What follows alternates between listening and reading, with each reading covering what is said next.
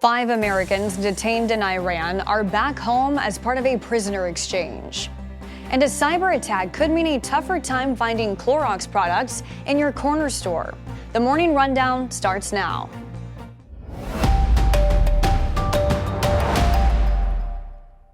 This is Straight Arrow News, bringing you unbiased, straight facts. Today is Tuesday, September 19th. Thank you for joining us. I'm Kara Rucker. 5 Americans designated by the U.S. government as wrongfully detained are back home as part of a prisoner exchange between the U.S. and Iran on Monday. The 5 Americans were being imprisoned on what U.S. officials called unsubstantiated charges of spying. Officials say 2 family members who were not jailed but were prevented from leaving Iran were also on the plane that landed this morning in the U.S. Secretary of State Antony Blinken described the significance of reuniting the 5 Americans with their families on U.S. soil. Their freedom, the freedom of these Americans for so long unjustly imprisoned and detained in Iran, means some pretty basic things. It means that husbands and wives, fathers and children, grandparents can hug each other again, can see each other again, can be with each other again. All of the freed Americans identified had been serving 10-year prison sentences in Iran, with one already serving 8 years. Out of the 5 Iranians released from U.S. custody as part of the deal, 3 stayed in the U.S. and did not want to return to Iran. $6 billion in Iranian assets were unfrozen as part of the agreement and successfully transferred ahead of the prisoner exchange.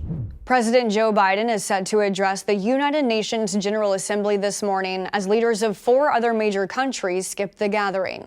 According to the White House, Biden will speak to the leaders of 145 countries, laying out his vision of American leadership that involves working with other countries to solve the world's most pressing problems. The White House says a substantial section of Biden's speech will focus on the war in Ukraine, speaking against Russia's invasion and calling for support. Ukrainian President Volodymyr Zelensky will also speak at the UN summit in person for the first time since the war began last year. France President Emmanuel Macron and UK Prime Minister Rishi Sunak are missing the General Assembly due to King Charles visiting France, while China's President Xi Jinping and Russian President Vladimir Putin rarely attend in person. While Biden and Zelensky look to put the focus of the UN General Assembly on the war with Russia, tensions between 2 other nations are growing this morning: Canada and India.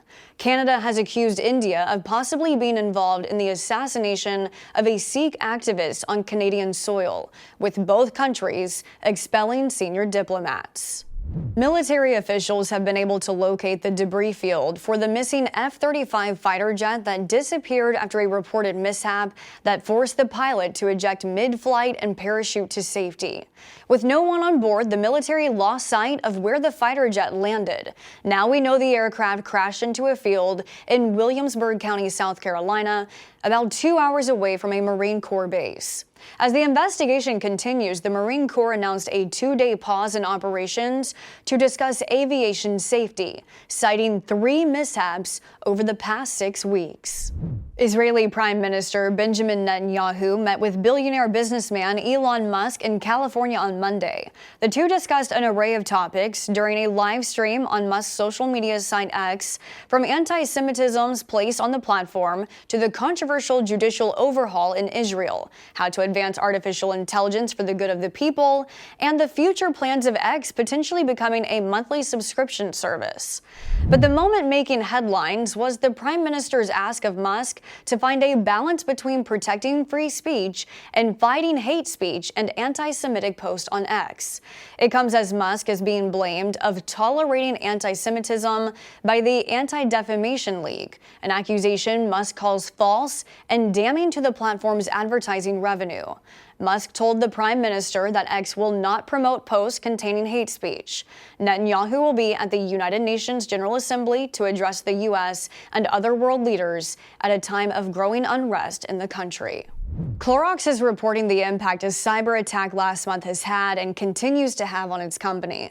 The company, known for its sanitizing wipes and brands like Pine Sol and Fresh Step cat litter, says wide-scale disruptions continue to negatively impact its operations. Certain products are in short supply, and operations have crawled since the cyber attack, with employees fulfilling orders manually since August. Clorox believes the cyber attack has been contained, and the company will eventually get back to full production. They're just unsure of a timetable on when that will happen. Finally this morning, visitors at Walt Disney World are used to seeing Winnie the Pooh strolling around the theme park, but on Monday, a different kind of bear became the attraction. A wild black bear found its way inside Disney World's Magic Kingdom near Orlando, climbing a tree and delaying the opening of multiple sections of the park. Members of the Florida Fish and Wild Conservation Commission were called in to secure the female black bear, who was eventually captured by the afternoon and was being relocated to a national forest. Officials say the bear was most likely in search of food ahead of winter hibernation. These are your top stories for this Tuesday. Be sure to subscribe to our Morning Rundown podcast to listen to our show each weekday. And check out more of our work at san.com and on the Straight Arrow News app. Unbiased, straight facts, that's Straight Arrow News. We'll see you back here tomorrow. Until then, I'm Kara Rucker. Have a great day.